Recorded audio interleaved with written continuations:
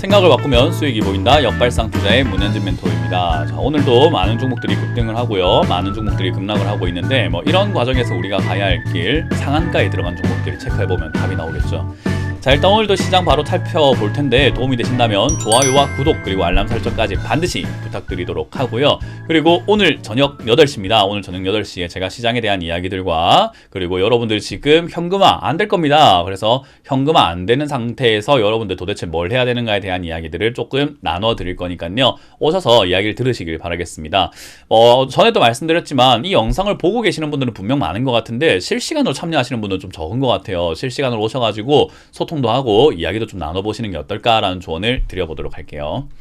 자, 일단 오늘 코스피 지수 역시나 반등이 좀 나오고 있습니다. 어제 제가 말씀드렸지만 바로 빠질 것 같지는 않다. 여기서 주춤거리면서 멈출 가능성이 있다라고 말씀을 드렸는데 여기서 이제 머뭇거리기 시작하죠. 이렇게 머뭇거리다가 빠질 가능성이 있습니다. 일단 지금 시장의 내용은요, 두려움이죠. 사실은 이런 인플레이션인 문제라든지 미국 부도에 대한 문제라든지 헝다 리스크라든지 그런 거에 대한 우려감들 때문에 빠졌는데 사실 우려인 것이 현실로 오지는 않았잖아요. 그렇기 때문에 주가만 빠지고 주가가 내려갔을 때 추가 매수의 기회라고 생각을 하시고 그리고 여기서 매수하는 사람들이 많이 증가할 수밖에 없는 것 같습니다. 그러나 이 리스크들이 아직까지 해소가 된 건 아니에요. 그렇기 때문에 제가 봤을 땐 우려감이기 때문에 떨어지고 별거 아닐 수도 있지 않나? 라는 기대로 살짝 올라오겠지만 결국 우려는 현실로 이어질 가능성이 높다라고 보는 거예요. 그래서 저는 지수가 한번 이렇게 충격을 받고 3000포인트 이하로 빠질 가능성이 높다라고 보기 때문에요. 그런 관점을 잡고 본다면 지금은 추가 매수의 기회가 아니죠. 이도저도 아닌 기회예요. 그래서 오히려 내 종목이 지금 반등이 좀 나와가지고 수익 중이라든지 본전까지 올라왔어요. 갑자기 이상급등이 생겼어요. 특히나 오늘 전기차 관련 테마들 많이 올라오고 있잖아요. 갖고 있었는데 수익이 났어요 하시는 분들이라고 한다면은 저는 그걸 빨리 정리하셔가지고 현금 마련하시는 게 어떨까라는 생각이 들고요. 그게 아니라 현금 마련할 기미가 안 보여요 라고 하시는 분들은 어쩔 수 없습니다. 기다려보시면은 다음 반등이 나오게 될 텐데요. 그 반등 때 탈출하시는 것이 가장 좋을 것 같아요. 자, 어쨌든 코스닥, 코스피 양시장 모두 살짝 버텨주고 있지만 이게 일시적으로 버틴다라고 생각을 하고 있기 때문에 우리가 지금 당장은 여기서 기대를 해볼 필요는 전혀 없을 것 같다라고 말씀을 드려보고 싶고요. 더군다나 이제 환율이라고 하는 부분들 여러분들께 제가 강조해 드렸었는데 1180원을 넘어서고 있습니다. 그래서 1180원을 넘어섰기 때문에 시장은 계속 충격적으로 떨어질 수밖에 없다라고 생각이 드네요. 그래서 환율은 우상향으로 계속 올라갈 가능성 1200원을 넘어설 가능성이 높아 보입니다. 그 말은 외화 유출의 가능성도 충분히 있는 거고 한국 시장에 대한 메리트가 점점 떨어지는 거다라고 이해를 해볼 수 있거든요. 그래서 환율이라고 하는 이것도 우리가 체크를 좀 잘 해볼 필요가 있을 것 같습니다.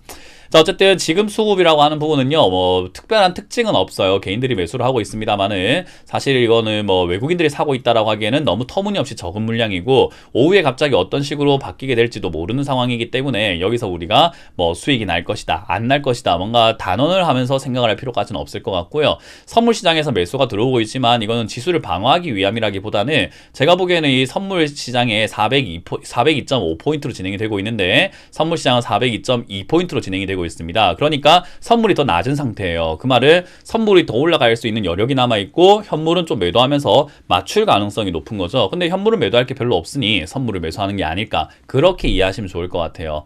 그래서 이런 내용들을 우리가 감안을 한번 해볼 때 지금 시장은 메리트가 없다라는 것이 딱 한마디로 표현할 수 있는 방법인 것 같습니다.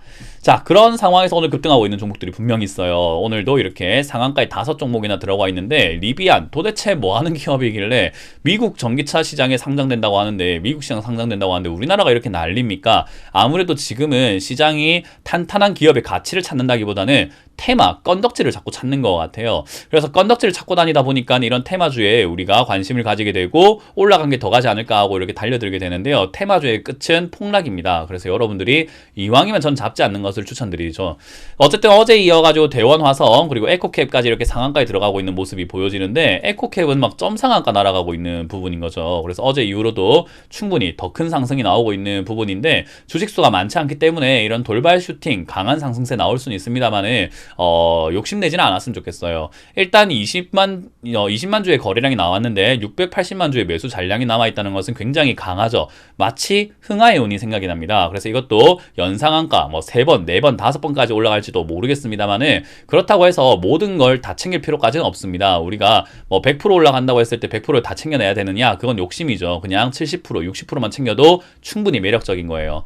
그래서 에코캡이라고 하는 이런 기업들은요, 저는 역시나 상한가가 풀릴 때 매도하는 게 좋다. 흥하해운 때 보신 분들은 아시겠지만 흥하해운 급등하다가 상한가가 풀리는 시기부터 매도가 진행이 되면은 고점 라인 때 매도가 가능하다라고 말씀을 드렸죠. 그래서 분할로 이렇게 팔아내게 되면은 굳이 시세에 휘둘릴 이유가 없습니다. 그래서 들고 계시는 분들은 잘 정리하는 게 좋을 것 같고요. 어쨌든 전기차 관련주 급등되어 있고요. 그리고 지금 10% 이상 올라오고 있는 종목들은 역시나 바이오 관련주가 조금 보이고요. 그 외에는 이렇다 할 만한 매력적인 종목들은 보이지 않습니다. 뭐 물론 쇼박스 이런 거 지금 급등 나가면서 시세 변동이 좀 나오고 있는데 이렇게 시세 변동이 심한 종목은 잡을 필요가 없을 것 같죠. 이런 거 잘못 잡으시면은 정말로 큰일 납니다. 그리고 10% 이하로 빠지고 있는 종목들도 상당히 많습니다. 부광약품 이런 거 조금 리스크가 있는 기업이었죠. 코로나 치료제 이야기로 이렇게 급등을 했었는데 좀 많이 빠졌으니까 사도 될까 하시는 분들이 분명히 있었을 거예요. 근데 제가 실적을 좀 보라라는 이야기를 많이 드리는데요. 코로나 터지고 실적이 좋아진 게 아니라 안 좋아지고 있습니다. 그러면 당연히 투자 가치가 없어요. 그러니까 가치를 보는 게 아니라 테마를 보고 있다 보니까 가격이 빠지면은 괜찮지 않을까라고 생각하고 사시는 분들이 많다는 거죠. 오늘 제가 상담을 했기도 했는데 셀리버리 이런 기업들도 테마로만 따진다면은 나쁘지 않죠. 치매 테마니까요. 근데 회사의 가치를 보게 된다면 투자할 메리트가 전혀 없는 정말로 우리가 흔히 말하는 좀 안 좋은 기업이 됩니다. 그래서 이런 기업들을 투자할 이유가 있나라고 한다면요. 사실은 하나도 없는데 사람들은 테마만 보기 때문에 좋지 않을까라는 기대감 때문에 산다라는 거예요. 그래서 이런 투자는 좀 하지 않는 게 좋다라는 거. 그리고 코오롱인더처럼 급등한 기업들이 더 간다라고 생각하시는 분들이 있는데 한국 BNC 이런 기업들이 막 요즘에 더 올라가고 있잖아요. 그러다 보니까 상승한 기업이 더 간다. 그러니까 코오롱인더도 더 갈 거야 라고 샀다가 물리는 분들이 허다한 거예요. 이런 건 하지 않는 게 좋습니다. 마찬가지로 데브시스터즈도 마찬가지겠죠. 올라간 기업이 더 간다 생각했다가 물리는 분들이 허다하다는 거죠. 물론 여기서 또 반등이 나올 것 같긴 해요. 내일이라든지 또는 뭐 다음 주에 이렇게 반등 한번 쭉 나올 것 같긴 한데 그런 거 노리고 들어갔다가는 손실이 너무 크지 않을까요? 오늘만 하더라도 7%대 빠지고 있거든요. 그래서 단기간에 손실이 클 수 있다는 점 명심하시면 좋겠습니다. 자, 일단 상한가에 대유에이텍부터 들어가 있는데요. 대유에이텍은 자동차 시트 만드는 회사예요. 뭐 회사가 실적이 어떤가라고 하면요, 나쁘지 않아요. 그래서 자동차 부품 관련주들이 지금은 이제 리비안을 필두로 해서 올라오고 있는 모습인데요. 실적이 그런대로 잘 나오고 있죠. 오히려 코로나 터지고 영업이익이 늘어나고 있는 부분이었다라는 거죠. 근데 요즘 자동차 생산이 좀 안 됩니다. 그래서 이게 아마 올 하반기부터 해서 내년까지 영업이익에 좀 반영이 되지 않을까 싶어요. 그 말은 매출이 좀 떨어질 수 있다라고 봐야 되겠죠. 영업이익이 좀 줄 수 있다라고 생각을 해야 될 것 같아요. 그게 지금 여기서도 바로 보이는 게 2020년 12월까지 2020년 4분기는 4,300억의 영업이익이었지만은 3,600억, 3,800억 적자까지 나기 시작하면서 조금씩 떨어지는 부분이 보여집니다. 그래서 분기별로 봤을 때 영업이익은 조금 떨어질 가능성이 있다라고 한다면요. 이런 테마로 급등하고 나면은 영업이익 때문이라도 다시 제자리 찾아가게 되는 기업이에요. 그래서 급등하고 나면 반드시 빠지게 되니까 장기 투자 관점으로 투자해서는 안 되겠죠. 그래서 이것도 지금 오늘 역시 뭐 리비안 저것 때문에 이렇게 주가가 올라왔다가 내려갔다 하는 것 같은데 여기에 우리가 시세에 놀아날 필요까지는 없어 보입니다. 그래서 바닥에서 잡으셨다면은 올라올 때 잘 매도하고 나가는 것은 어떨까? 이제 공급 가능성이 있다라고 하는데 공급하는 건 아니거든요. 자동차 시트를 리비안에 공급을 할 가능성이 있는 기업이 아닐까라는 기대감이니까 저는 올라올 때 2,000원에서 2,200원까지 급등 나온다면은 매도의 시기로서 대유에이텍에 물려 계셨던 분들 잘 탈출하고 나오시는 게 어떨까 생각이 듭니다. 한농화성입니다. 한농화성 같은 경우는요, 이제 우리가 흔히 말하는 전고체 배터리 그런데 전해질을 만드는 회사예요. LG화학하고 이제 전기차에 들어가는 그런 것들을 연구하고 만드는 그런 기업이었는데 실적이 좋은 편이었죠. 그래서 2차전지 관련주로 샀다가 물려 계셨다가 지금 반등이 나올 때 다시 가지 않을까 기대하시는 분들도 많을 것 같아요. 특히나 상한가를 갔으니까요. 그러나 제가 보기에는 이 상한가는 더 크게 가기엔 좀 힘들어 보이는 상한가인 것 같습니다. 그래서 지난 전고점인 25,000원 맞고 두드려 맞고 떨어질 가능성이 보이거든요. 그래서 탈출할 기회가 생기지 않았나. 물론 여기에 비싸게 사셨던 분들은 아이고 내가 다시 본전만 오면 팔아야지 라고 했겠지만 여기 오니까는 못 팔겠죠. 파세요. 그러면 여기에 새로 사는 사람들이 물리게 됩니다. 그래서 미안한 일이지만 주식은요, 누군가가 행복하려면 누군가에게 손해를 줘야 돼요. 그러니까 지금 사는 분들, 이 영상을 안 보고 있는 분들은 또 이거 달려들지도 모릅니다. 팔아 넘기세요. 그게 주식을 하는 방법이다. 잔인하지만 그게 현실입니다. 그거 보시면 좋을 것 같고요. 대원화성입니다. 대원화성 현대차 펠리세이드의 부품을 납품한다 라고 말씀드리고 어제에 이어서 충분히 또 상한가를 가면서 상승하고 있는데 이렇게까지 강하게 갈 거다라고까지는 생각하지 않았지만 그래도 이 현상에 성공하는 모습입니다. 지금 이제 우리나라 시장에 메리트가 없다 보니까 아무래도 이런 대원화성과 같은 테마주 이런 거와 급등주에 사람들이 관심이 가질 수밖에 없어요. 그래서 대원화성, 에코캡 이런 것들이 지금 계속 연달아 올라가고 있거든요.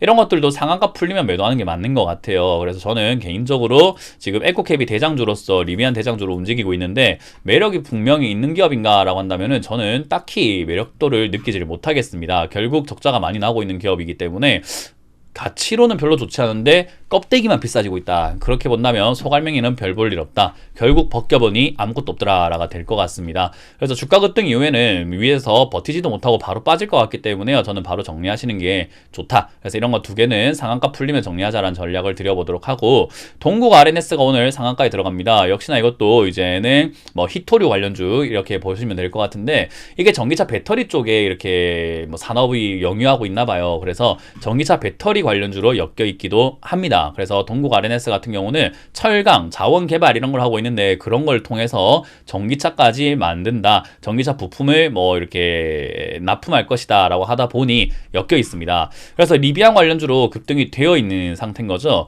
사실 이게 지금 이렇게 빠져내려갔을 때 매수 메리트가 있었는가 라고 한다면은 많이 내려왔기 때문에 사볼 만한 기업이었긴 했습니다. 그렇다고 해서 우리가 적극적으로 사야 될 종목까지는 아니고요. 어쨌든 실적이 그렇게 나쁘진 않고 많이 빠졌을 때 분할로 잡아가겠다 생각을 했을 때는요 나쁜 기업은 아닙니다만은 이런 거를 우리가 굳이 적극적으로 잡을 필요는 아까 없다고 말씀드렸죠. 왜? 동국 RNS는 이렇게 급등했지만 이런 차트 모양을 만들고 있지만 떨어지고 있는 기업들도 되게 많아요. 계속 이렇게 밀리고 있는 거죠.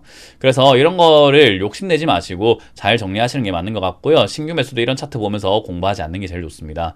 자, 어찌됐든 이것도 정고점 언저리까지 반등이 나오고 있는데요. 여기서 더 크게 올라갈 것인지에 대해서는 아직은 미지수입니다. 상한가가 거래량이 별로 없기 때문에 뭐 점 상한가의 가능성도 분명히 있을 것 같습니다만은 테마가 그렇게까지 강하게 움직여 줄까 그런 생각이 들어서 역시나 다음 상한가 정도인 6,500원에서 7,000원 요 언저리쯤에 저는 정리하시는 게 가장 알맞지 않을까라는 전략을 드려보도록 하고요.